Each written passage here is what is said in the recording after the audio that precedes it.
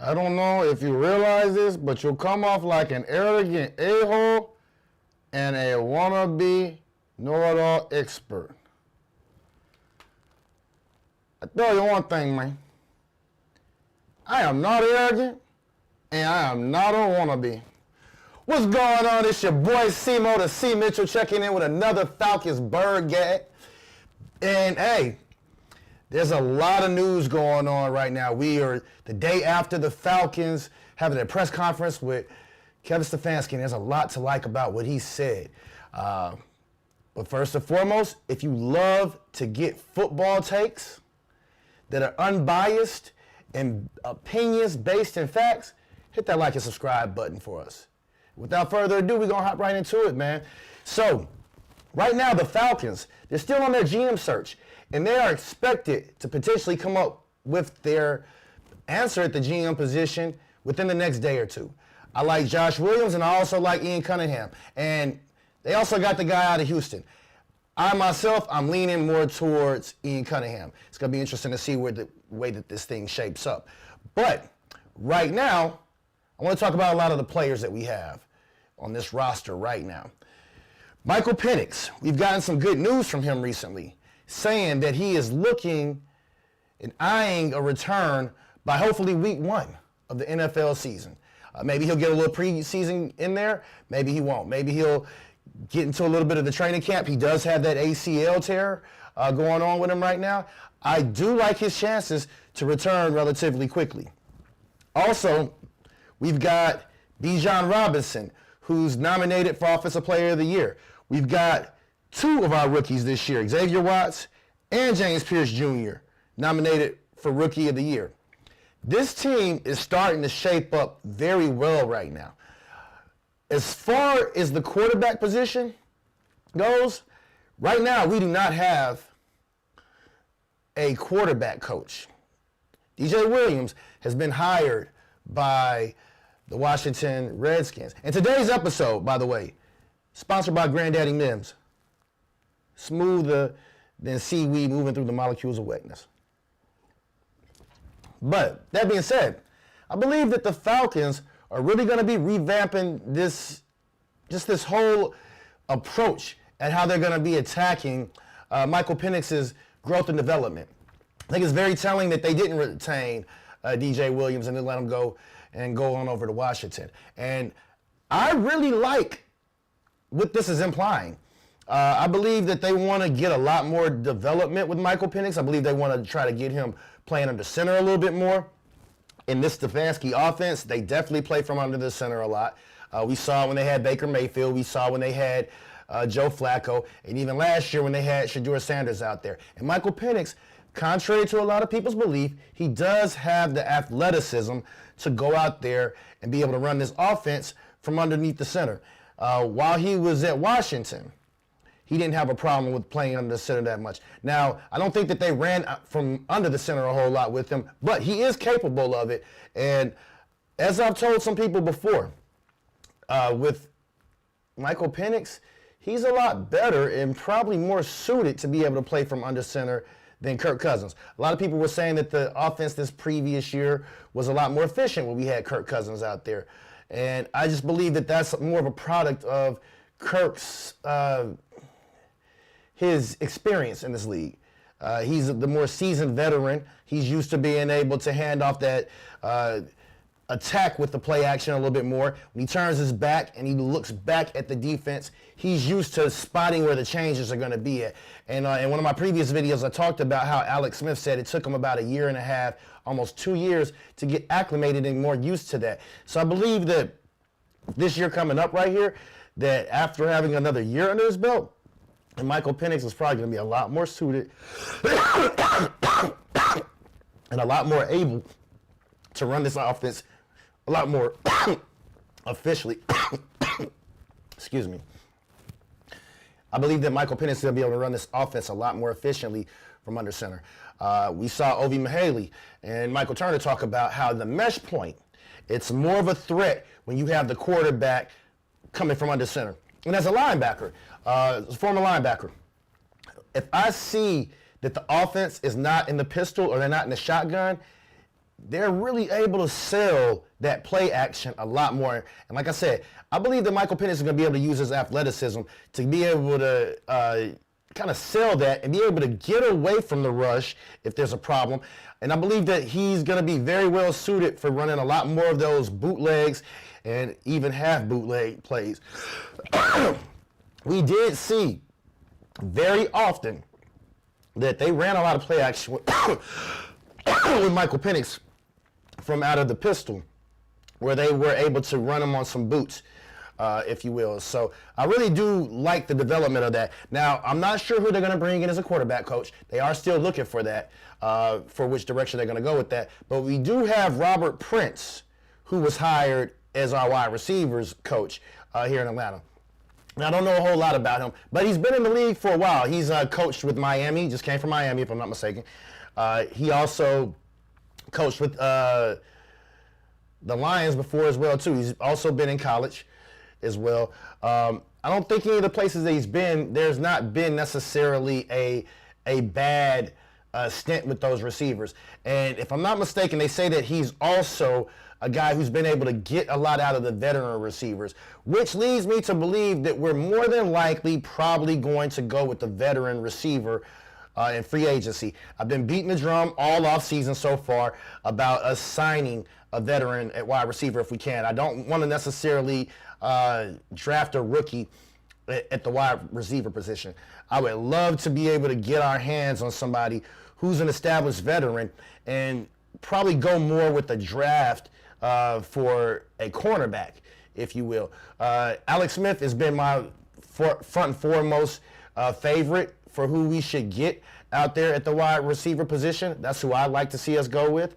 A lot of people are really liking George Pickens.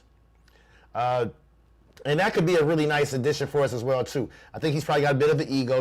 He had some issues with the Steelers, allegedly, with some attitudes on the field and wanting to receive the ball well, but a lot. But I'm not mad at guys for wanting to receive the ball. You want wide receivers who want to be able to make plays, but I do like Alec Pierce. So we'll keep an eye on that. Free agency is coming up pretty soon, and we're not sure which direction they're going to go with that. But the future does look promising for this defense, for this just complete team overall. And I think that the offense is going to be a lot better. We're going to see where they go with the quarterback position, but I do like everything else that we have intact. And I really do believe strongly that we're probably going to go with Kyle Pitts. Again, we're going to sign Kyle Pitts if we can. He's probably going to be a franchise player this year because of the money situation. But the Falcons do have somewhere of upward of around $27 million. Of course, the salary cap is also scheduled to increase as well as it does every year. So just kind of keep posted for where they are at with that. I do like our chances in being able to land somebody big as well, too. And we're not going to be in here very long tonight, but we'll just kind of go forward and talk about some of the awards that we have with some of these players right now. Bijan Robinson is up, as I said, for Offensive Player of the Year. And we do have our rookies that are up for Defensive Rookie of the Year as well, too. Now, they will actually release the results of who makes the Rookie of the Year, and along with the MVP candidates, or the MVP of the NFL around that same time. I believe that the MVP is probably going to be Matthew Stafford. I'd be very surprised if it wasn't Matthew Stafford. But I'd also be very surprised. Well, I won't say I'd be very surprised, but I would be a little bit surprised if they didn't give it to Bijan Robinson. He led the league in yards from scrimmage and over 2,000 yards. And Bijan was crazy. He had a crazy year this year, man. He was over like 60% of the Falcons' offense.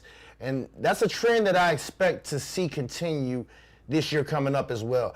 I saw a post today where a guy was saying how people say that Stefanski didn't have a lot in Cleveland and that they had a better quarterback situation with Deshaun Watson than us having Kirk Cousins here in Atlanta, and that they had a better running back situation and more talent with Nick Chubb out there than Bijan Robinson. So saying that Kirk Cousins was not better than Deshaun Watson in Cleveland and that Nick Chubb was better than Bijan Robinson in Cleveland, and he conceded to saying that Drake London was better than Amari Cooper. But I just completely flat out disagree with this guy on everything that he's saying, aside from the fact the comparison of Amari Cooper to Drake London.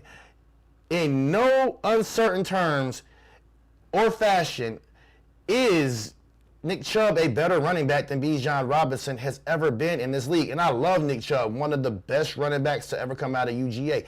Hard runner, downhill runner, great between the tackles, great speed, great burst, good stop and go speed and quickness, but and a great blocker. But Bijan does all of those things well as well too.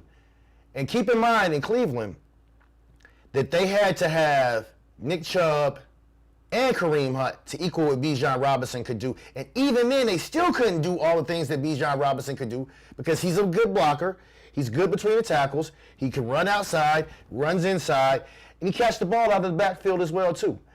And even though Kareem Hunt can catch the ball out of the backfield, Bijan, you can put him in the slot. You can run him on wheel routes. You can get him deep. He's a matchup nightmare no matter who you put out there. So some of the people that he's going up against for that Offensive Player of the Year is Puka Nacua. There are a few other guys that are slated for that Offensive Player of the Year. And let me look this up real quick. And we'll get into some of the defensive Rookies of the Year as well, too. And I just want to see what the odds are. But I believe that Jackson Smith-Njigba is also in the race for it. Right now, and this is why I say I wouldn't be totally surprised. I'd like to see him get it, but Jackson Smith-Njigba is the odds-on implied favorite with a 92% chance of getting that. But they also have Matthew Stafford, who's there for it. I believe, again, Matthew Stafford is more than likely going to get the MVP because that is a quarterback's award. But there's also Christian McCaffrey as well, too. And like I said, Puka Nacua before. Now, one reason that I do believe that Bijan might not get it is because the Falcons, they don't get the love that they deserve by this media. They hate on the Falcons quite frequently. They don't want to ever give them the props that they deserve. And I think that Bijan Robinson is arguably the best non-quarterback in the league, especially if we're talking about offensive players. So it's going to be interesting to see what happens, but we'll stay tuned for February 5th. As far as the defensive Rookies of the Year, I don't think that either of our guys will have it.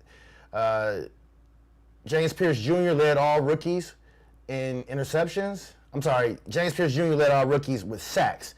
And Xavier Watts led all rookies with interceptions. Now, that being said, the guy out of Cleveland, the linebacker out of Cleveland, and let me make sure I got this name right.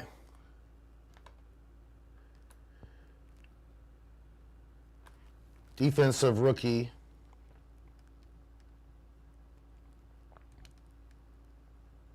of the Year.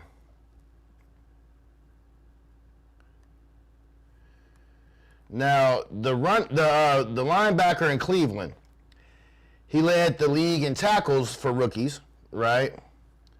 He led the league in pressures as well for rookies as well, too. So it's a very strong chance that he's going to get Rookie of the Year. I'm not sure if I'm pronouncing his name wrong or not, but Schlesinger, more than likely the odds-on favorite for the defensive Rookie of the Year out there. Even though James Pearce Jr. did, like I said, lead the league in sacks with all rookies. Now, if he would have started majority of the year, I think that there would probably be an even stronger case for him because he probably would have had a little bit more stats out there. But he had a forced fumble. Had a fumble recovery as well, too. And he batted down a few passes as well, too. And in the future, I do see James Pearce Jr. being a guy that can get you 10 to 20 sacks perennially every year. He's an elite pass rusher. He's the best pass rusher on our team, and he was the best pass rusher on our team coming into rookie camp. I had people who debated with me, said that they didn't think that he was the best pass rusher on our team. Some people even, believe it or not, said that they thought Arnold Ebiketie was going to be the best pass rusher or was the best edge defender that we had coming in the season. We saw that debunked this year. And again, I like what Schlesinger's been able to do out there. But it's not so much about us actually getting the accolades. I could care less. Those guys are both on the AP All-Rookie team this year. It's really about the talent that we have there and the fact of how we're able to use those guys fundamentally. Bijan Robinson is going to be the key in the heart of the soul and the biggest just focal point of this offense this year. And I believe that Michael Penix Jr. is going to be more of a complementary piece. We saw when Stefanski was in Cleveland how he leaned on Nick Chubb in that running game a lot more, even though he went down early in his tenure. But they leaned on the running game a lot more to be able to take the pressure off of Baker Mayfield. And I expect to see something similar with Michael Penix this year. I believe that they want to take the pressure off him. Matt Ryan talked about how important it was having Michael Turner out there in his press conference during his rookie year. And I believe that that's one direction that we're definitely going to go in. And having James Pearce Jr. out there, along with Xavier Watts, it really is going to put us in a position where we can affect passing lanes. And that's something that Matt Ryan talked about specifically. He wants to get after the quarterback with the pass rush. He wants to be able to get in the passing lanes. And it starts up front. And the front side affects the back end. So I believe that we'll be able to get this unit working in conjunction with each other. We did bring back Nate Ollie. We're going to still have Ulbrich here. We brought back Justin Hood as our secondary coach as well. And right now we do have Mike Rutenberg still out there as our defensive pass game coordinator. Now keep in mind that the Tennessee Titans are looking at him as their defensive coordinator. And Robert Saleh, he's a guy who's coached or had coached with Mike Rutenberg, had him on his staff as a defensive assistant before. So there is some familiarity there. We are in danger of losing him to the Titans, but even if he doesn't go to the Titans, it'd be great to have him here. I hope that we're able to keep him here, but even if he does go to the Titans, I do believe that the Falcons are still going to be able to go on without missing a beat. And this unit, this team, will gel a lot more together on defense. These Falcons will be able to. James Pearce Jr. he's going to provide an effective pass rush out there for us where you can't tee off on just one side. Let me see if we're still here.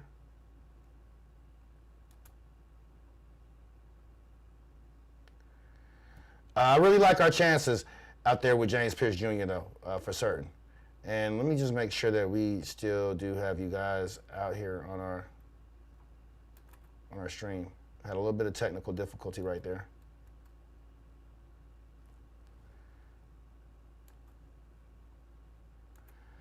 I believe that James Pearce Jr., along with Jalen Walker, makes it hard for them to focus on one side or the other. Jalen Walker, with him being such an effective run defender, if you do go play action or you do try to mix it up on first down, he's not a liability out there against the run or the pass. So you do have two bookend guys that can really affect defenses and keep them guessing. You could drop both of those guys in pass coverage, and neither of them are liabilities with their athleticism that they maintain. They're able to run quarterbacks down. Both of those guys were huge parts of us being able to contain running quarterbacks like Baker Mayfield, Josh Allen, Danny Dimes, Daniel Jones when we played the Colts earlier this year. Even Matthew Stafford, he's another guy. Running quarterbacks have not been able to run all over us in the way that they were previously. And again, those two guys have been a major part of us being able to revamp and keep that defense a lot less predictable out there. So I'm really excited to see what we're able to do with this defensive unit moving forward. It's going to be I think it's going to be scary good. I think the team's going to be scary good this year. We are in a position where as these guys gel together better, you're going to be able to do a lot more stunts with them. You're going to be able to move them around a little bit more and have them in places where you can't just key off on them. They played Jalen Walker a lot in the A gaps and B gaps this year. And of course, with the speed that James Pearce Jr. has out there, he allows you to come in and stunt on the inside, and you could play those games with being able to move those your defensive tackles more on the outside as well too. You have Brandon Dorless, Ruka Roro, who's also good in space. Can't forget about Zach Harrison. Huge for us before he went down. I think that this defense was not firing at on the type of cylinders that they would have been firing on if they would have had him for majority of the year. So just keep in mind, these guys are still young. Their second and third years are going to be majorly integral, are going to be major for them. It's going to be exciting to see what they can do with them. Nate Ollie is coming back. I really like what he's been able to get out of these guys. He has that attack style philosophy, GTFO or GTO, get off the ball, get after him. That's his philosophy. Everywhere he's been at, he's been able to get great production out of the edge defenders and the defensive line up front. So I really like his pass rushing philosophy and not having these guys in a read and react state. Having these guys in a place where they're just attack downfield. I think if we can add us another linebacker in the draft or maybe somebody in free agency, but preferably in the draft so that we have a younger player that's coming in behind Caden Ellis and Divine Diablo as the next up guy. Once those guys get a little bit older, I think that that's where we'd be very well served. I do believe that we're going to sign Caden Ellis again. His ticket wasn't that expensive over the last few years. I think he's been earning around $8 or $9 million annually each year. He is another year older, so maybe the asking price will go down a little bit, but I don't think that we can afford to not sign him. Speaking of Caden Ellis, who's been one of the better leaders on our defense. I think he was a captain last year, but not a pass coverage liability. Really great with his blitzes, and it allows you a lot more versatility on your defense. And that's been the hallmark of this Falcons team so far, being able to play a lot more positionless football on not only the offensive side, but especially on the defensive side of the football. It's going to be interesting to see if we do re-sign D. Alford. He's outplayed and outperformed his contract this year. I think we were only paying him about $1 million per year. So, again, I'm really excited to see where this Falcons team goes moving forward. I do want to see where we're at with some of the other position coaches when we fill out the rest of this staff. But I have all the confidence in the world in this team right now. And right now, Stefanski is the oddball. Is going to be where we need to look at to see where this team goes next, as well as Tommy Rees. The numbers didn't look good. I will admit to you, the numbers did not look good up in Cleveland with those guys. But by the same token, they didn't have the type of offensive talent that they have here in Atlanta. The defense was really nice, but I would still say that they didn't have the same type of defensive talent in Cleveland as they have here either. Not that the talent here is better, but it's just different. They have different skill sets in some of those players and what they're able to do and the type of scheme that you're able to run with these guys. Although most teams do run a lot of 4-down linemen and they get into nickel situations, they're usually running 2 linebackers out there and having edge defenders, 4 guys down on the line of scrimmage, 2 edge defenders, 2 defensive tackles. This Falcons unit did like to play a lot of games and move guys around, and sometimes would have like 5 linebackers out there on the field with only 1 true down lineman. So I think that positionless football is going to be a thing. Again, I think that we're going to probably continue to run a lot of 5-man fronts. I think that Olbrich has learned a lot between playing under playing under Robert Saleh, as well as under Raheem Morris this year as well, who's a really good defensive coordinator still on his own right. I mean, it's unfortunate that we had to get rid of Raheem Morris. I'm not the most sad about it, but still a good defensive mind, and I think that he adopted a lot of that five-man front from them. But the future looks very promising for these Falcons. So you guys let me know in the comments what you think the over-under is on the win total. Let me know in the comments if you guys think that Bijan Robinson has a good chance of winning the Offensive Player of the Year. And let me know your thoughts on whether you think James Pearce Jr. or Xavier Watts can, bring home that Defensive Player of the Year. I think it's a little bit less likely because your boy up in Cleveland, Swessinger,